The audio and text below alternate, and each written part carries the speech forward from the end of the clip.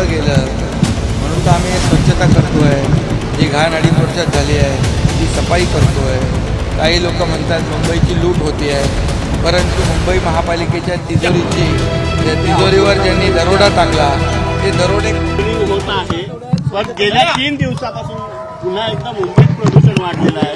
Deep क्लिनिंगचा हवा तसा असर जो आहे तो होत नाही असं वाटतंय का? पुन्हा एकदा 200च्या वर AQI चालू आहे। हिवाळ्यामध्ये डीप क्लीन ड्राईव्ह हा सलग 4था आठवडा आपण करतोय।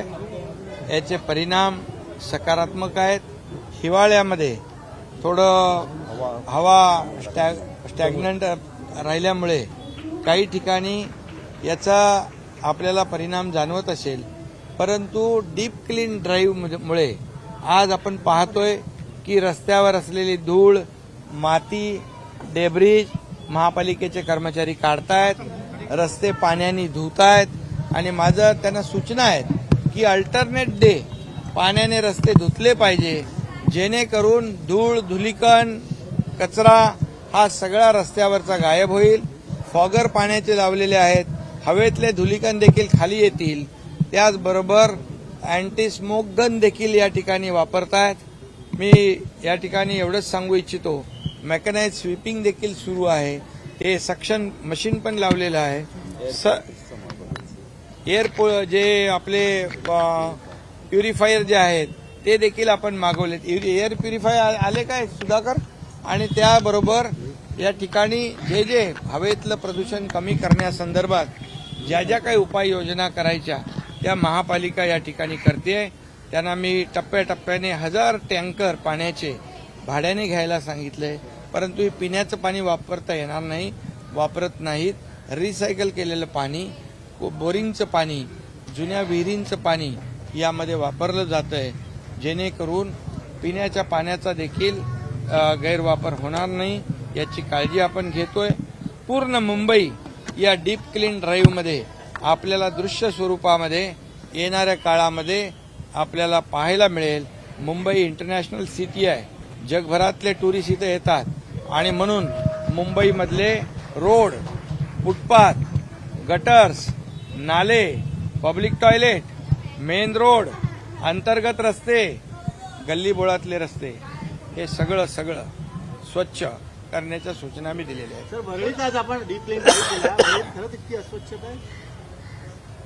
वरळी असं नाही आहे, पूर्ण मुंबई यामध्ये जी अनेक वर्षाची अस्वच्छता आहे ना ती साफ करायची आहे आणि ती साफ करायला आम्ही प्राधान्य दिलेलं आहे।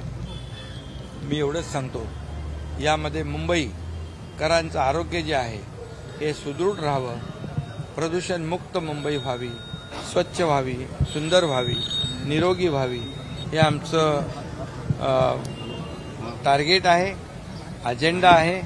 त्यामुळे कुणाला काय वाटतं यापेक्षा मुंबईकरांना काय वाटतं याला आमचं महत्त्व आहे। अनिल देशमुख यांनी एक दावा केला की भाजपचे नेते आमच्याकडे आले होते, 4 मुद्द्यांचं त्यांनी प्रतिज्ञापत्र आणलं होतं, तेव्हा त्यांची ऑफर स्वीकारली असेल तर महाविकास आघाडी सरकार हे 3 वर्षांपूर्वीच गेलं असतं। ते गेलं सरकार, त्याचं आता सरकार बरोबर सगळं गेलं म्हणून तर आम्ही स्वच्छता करतोय। जी घाण 2.5 वर्षात झाली आहे ती सफाई करतोय।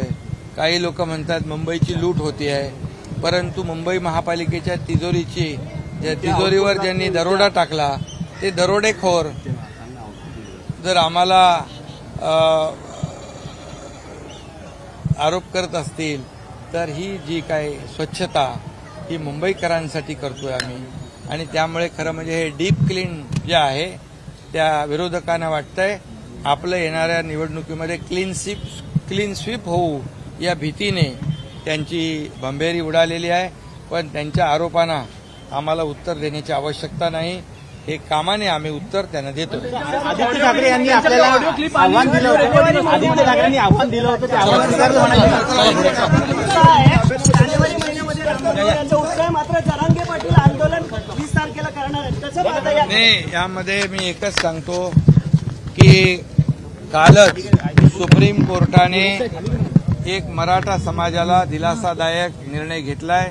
मी कालच सुप्रीम कोर्टाला धन्यवाद दिलेले आहेत, कारण या ठिकाणी क्युरेटिव्ह पिटिशन जी आमच्या सरकारने फाईल केली होती ती ऐकण्यासाठी सुप्रीम कोर्टाने मान्यता दिलेली आहे. क्युरेटिव्ह पिटिशनमधले मुद्दे जे आहेत त्या मुद्द्यांना महत्त्व दिलेलं आहे आणि महाराष्ट्रातल्या जनतेच्या भावना ज्या आहेत त्या सर्वोच्च न्यायालयाने लक्षात घेतलेल्या आहेत आणि त्यामुळे क्युरेटिव्ह पिटिशनची 24 जानेवारीला तारीख आहे. त्यामध्ये जो मागासवर्ग आयोग गठीत केलाय सरकारने त्याच्या माध्यमातून एम्पिरिकल डेटा गोळा करण्याचं काम युद्धपातळीवर सुरू आहे आणि मराठा समाज मागास कसा आहे हे सिद्ध करण्याचं काम मागासवर्ग आयोग करतोय. या एम्पिरिकल डेटाचा फायदा सुप्रीम कोर्टामध्ये नक्की होईल. जे मागच्या वेळेस आरक्षण रद्द झालं होतं ज्यावेळेस मराठा समाज मागास कसा आहे